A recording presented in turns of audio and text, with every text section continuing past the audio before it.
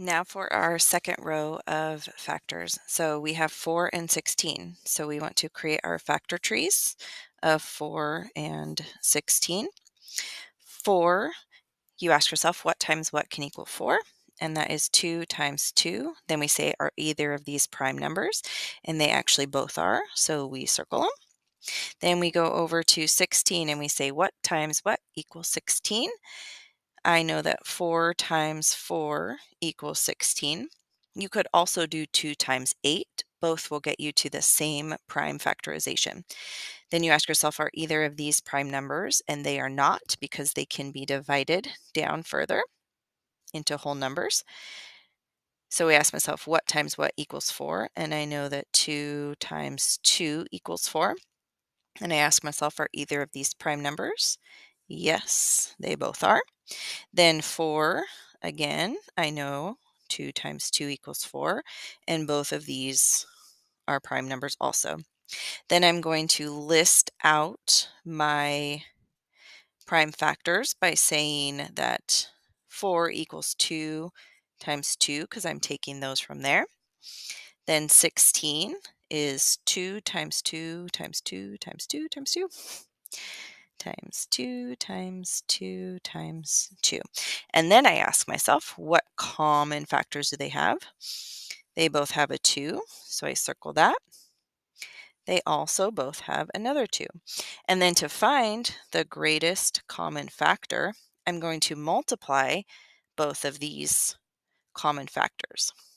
But you only multiply it one time. So this pair is multiplied here times this pair is multiplied here. I don't do 2 2's. I just do 1 2 for each pair. So 2 times 2 is 4. So my greatest common factor of 4 and 16 is 4. Then let's move on to 15 and 33. I'm going to set up my factor trees.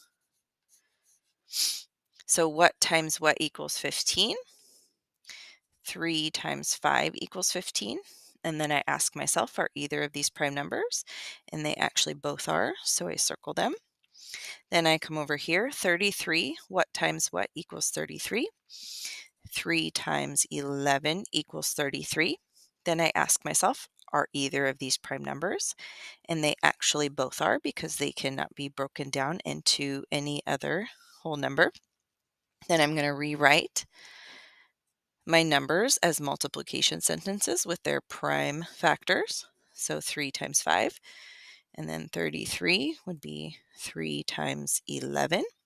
Then I'm going to ask myself, which common factors do they share? They both have a 3, but they don't share any other common factors. So the greatest common factor that they share is 3.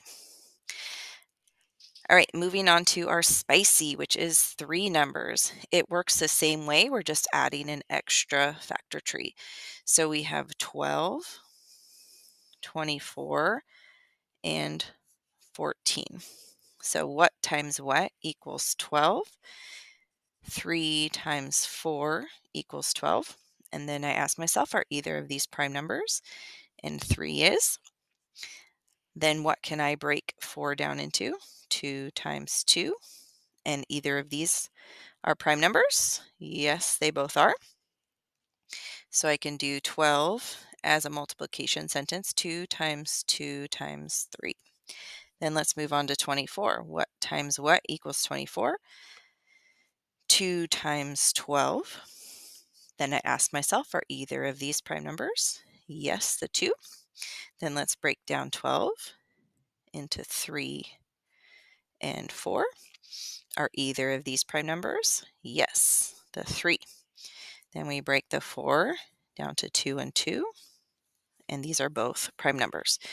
So I would rewrite 24, and I would like to start again with my smallest numbers.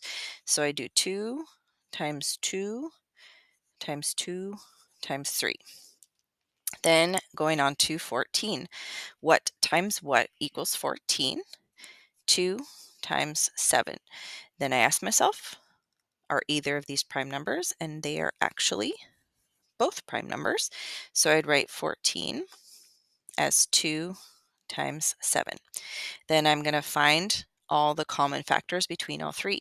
They all have a 2, but they don't share any other factors. 12 and 24 share, but 14 doesn't have it, so they only share a 2. So my greatest common factor